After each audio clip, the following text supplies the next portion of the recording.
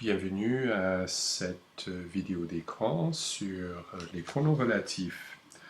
Alors, en français, les pronoms relatifs qu'on utilise le plus souvent sont les pronoms relatifs qui et que. Alors, on va commencer par ces pronoms-là. Regardons ces deux phrases. L'étudiante qui a écrit cette composition a eu une bonne note et la composition que l'étudiante a écrite est excellente. Alors, comme les autres pronoms, comme je, tu, il, elle, on utilise un pronom relatif pour éviter une répétition excessive.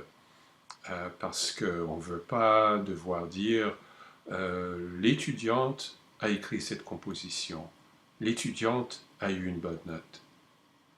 Mais on les combine pour faire une seule phrase. Donc le pronom relatif a un peu cette fonction-là, donc de combiner deux phrases simples ou deux propositions, two clauses, pour faire une phrase complexe.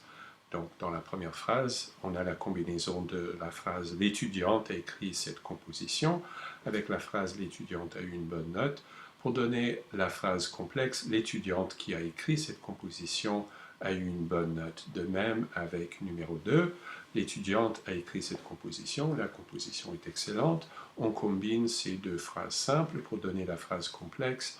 La composition que cette étudiante a écrite est excellente. Quelques observations grammaticales importantes ici.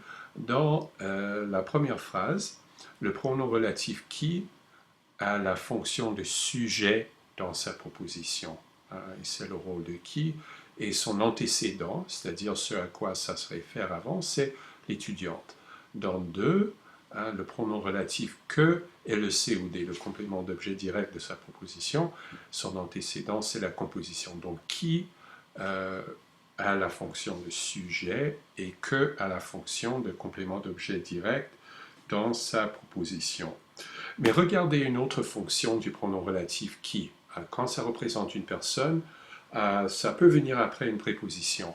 La collègue est enthousiaste, j'ai parlé avec la collègue.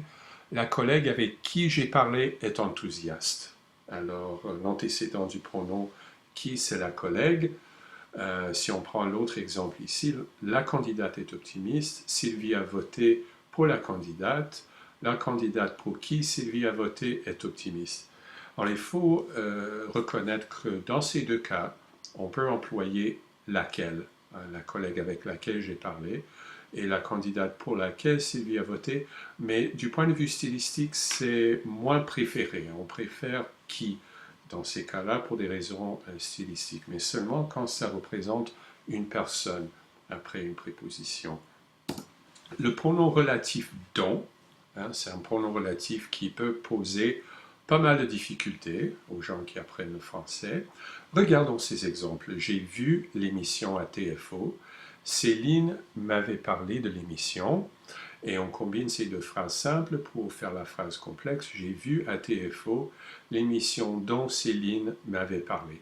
Donc, l'antécédent du pronom relatif dont, c'est l'émission. Dans l'autre cas qu'on a, j'ai voté pour le candidat, je soutiens le parti du candidat. J'ai voté pour le candidat dont je soutiens le parti. Alors, l'antécédent du pronom relatif dont, c'est du candidat. Alors avec dont, on a toujours on a toujours la préposition de dans l'antécédent. Céline m'avait parlé de l'émission dont Céline m'avait parlé, et l'antécédent du pronom relatif dont, dans le deuxième cas, c'est du candidat. Il ne faut pas oublier qu'on fait l'accord du participe passé quand on a le pronom relatif que, qui a la fonction de complément d'objet direct dans sa préposition. Ça s'accorde en genre et en nombre, comme on a vu dans l'unité sur l'accord des participes passés. Donc quand on a un verbe conjugué avec avoir, comme dans l'exemple ici, la composition que l'étudiante a écrite est excellente. Donc n'oublions pas les accords du participe passé. Quand on a le pronom relatif que, avec sa fonction de complément d'objet direct, donc c'est un complément d'objet direct qui précède le verbe, et alors on fait l'accord. Alors c'est la fin de cette partie, à tout de suite pour la deuxième partie.